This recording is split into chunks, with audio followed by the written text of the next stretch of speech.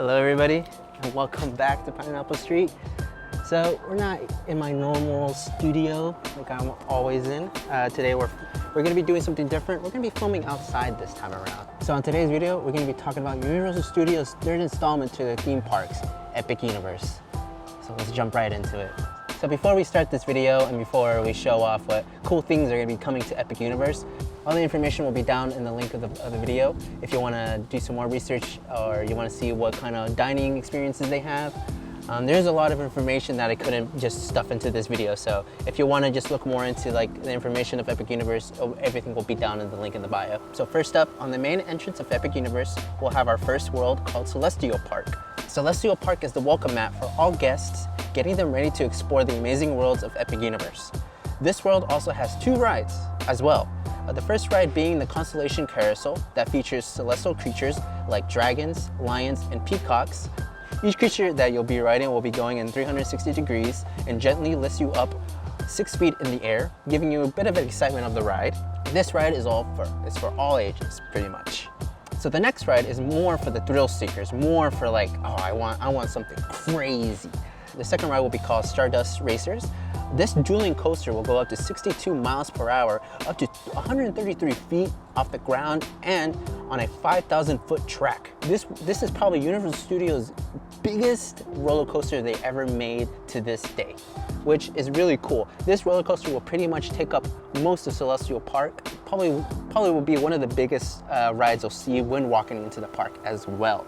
Before we jump into the rest of the worlds that Epic Universe has to offer besides Celestial Park, I do want to talk briefly a little bit about their hotel they're going to be building at the theme park as well, called Helios. So the Helios Hotel will be way at the back of the theme park. If you're lucky enough to get a room over there, you'll have your own private entrance to the hotel and to the theme park. You will also have access to walk around the theme park late at night, and you'll also be able to wake up, open your windows, and view the whole theme park right from your hotel room. Okay, now that we talked about Celestial Park and Helios, now we're gonna jump right into the worlds that Epic Universe has to offer. So our first world we're gonna be talking about is How to Train Your Dragon. This world will have up to 3 rides and 1 live show. So fun fact about this world is that they're gonna have drones dressed up as dragons flying over around the How to Train Your Dragon world, giving you a more real-life experience. For our first ride, we have Fire Drill. It will be an interactive boat ride, which allow guests to compete against one another to shoot interactive targets, and they'll be able to shoot each other also on the ride as well. The next ride we have is Dragon Racers Rally. This ride will lift guests up 67 feet off the ground, experience breathtaking aerobatics and high-speed barrel rolls. Also, one more thing, you can also tailor this ride to any experience you want. You can either have a mild experience, or if you're more of a thrill seeker, then you can go for a more adventurous experience. And how that works is that they'll have knobs on the rides, which allows you to kind of decide either you want to have the ride route for yourself or have you control the ride for yourself.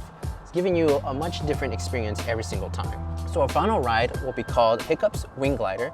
This is a family roller coaster which will go up to 45 miles per hour, diving and soaring through the air throughout the How to Train Your Dragon universe. You will also encounter Hiccup and Toothless on the ride as well. And not only, you'll also encounter different types of dragons throughout the ride as well. So keep an eye out for those dragons when you're on Hiccup's Wing Glider.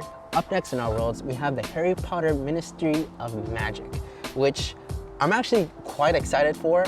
If you didn't know, Universal Studios already has 2 Harry Potter based themes throughout both of their theme parks. This is going to be the 3rd installment, giving them a little bit more of a creative space to work with as well. So in this world, it will only have 1 ride, sadly, but it would also have a live show as well that connects to Fantastical Beasts. Even though that this world will only have 1 ride, this is probably going to be their best Harry Potter ride to date. The ride will be called Harry Potter and the Battle at the Ministry. Guests will be able to travel from the beautiful world of Paris to the British Ministry of Magic via the Metro Flute.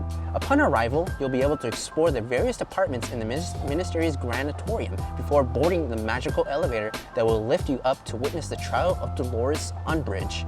But the event takes a crazy turn when Dolores tries to escape, so you must join forces with Harry, Ron, Hermione, and the house elf Higgledy. I don't know if I said that name right. If I said the name wrong, just let me know down in the comments. In a crazy chase that will take you up and down and side to side, avoiding the chaos of the ministry. Next up in our worlds, we have one of a kind world. This is going to be the very first ever spooky world in Universal Studios, and this world is going to be called Dark Universe. This will have up to 2 rides and 1 live show. For our first ride, we have the Curse of the Werewolf. This will be a spinning coaster that will take you through thick forests, going underneath thick underpasses, and also avoiding werewolves as well. So not a lot of information has been released for this ride yet. So they might still add some extra things to this ride. They might take some things away. So take this with a little bit of salt and grain. For the final ride in this universe, it is said to be the E-attraction for this themed universe. And it's going to be called Monsters Unchained: The Frankenstein Experiment. So with this ride, guests will be taken through Frankenstein's manor, where Dr. Victoria Frankenstein is hard at work, continuing her family legacy and trying to harness the power of the iconic monsters. But one of her controllers malfunctions, causing Dracula to be released, and allowing him to release all the other iconic monsters as well. Now, you must try and escape the monstrous wrath of the manor. Now finally, we saved the best world for last. Our last world is going to be Super Nintendo World, which is probably my most anticipated world throughout Epic Universe. This world will have up to 3 rides and 1 interactive show, which we'll talk about later on. So our first ride, we have Mario Kart's Koopa Challenge, the same ride as found in Universal Studios Hollywood. It's practically identical. There's not much differences to what you get on Hollywood and what you'll get in Epic Universe. They literally will be the exact same. Next, we have Yoshi's Adventure, which will be a kid-friendly, dark-themed ride. In this ride, you'll lose your trusty guide, Captain Toad, so you must set off an adventure with Yoshi to find the golden egg. Throughout this ride, you'll be able to take in the beautiful scenery and see other cool things in the world that you can only see on this ride. And now, for our final ride, which is probably my most anticipated ride through Epic Universe as well, it's going to be Donkey Kong's new roller coaster, Minecart Madness. So in this ride, you must join forces with Donkey Kong and Diddy Kong to protect the golden banana through the minecarts. Fun fact, Universal Studios in Japan has actually released their expansion to their Mario world, which is the Donkey Kong expansion. So if you're wondering how the ride works exactly, you can just look up Donkey Kong's ride in Universal Studios Japan, and it'll give you pretty much a good example on how the ride works. And now finally, we're going to be talking about the interactive show that they have to offer in the Super Nintendo world. For the interactive show, you're going to need a power-up band. With this power-up band, there are 3 golden keys scattered around the whole world, the Super Nintendo world. And you must go out and look for these 3 golden keys. Once you collect all 3 golden keys, you'll have access to Bowser Jr.'s Shadow Showdown. This will be a VR experience where you'll be jumping, ducking, and swatting enemies away. Thank you guys so much for watching today's video. I hope you guys enjoyed. Please make sure to leave a like on this video, and also make sure to leave a comment on what you're most looking forward to Epic Universe, and let me know what ride and what world are you gonna be visiting first. Also, don't forget to subscribe, and also we'll see you guys on the next video. Adios, everybody. Hopefully that's good. Hopefully I was recording all that.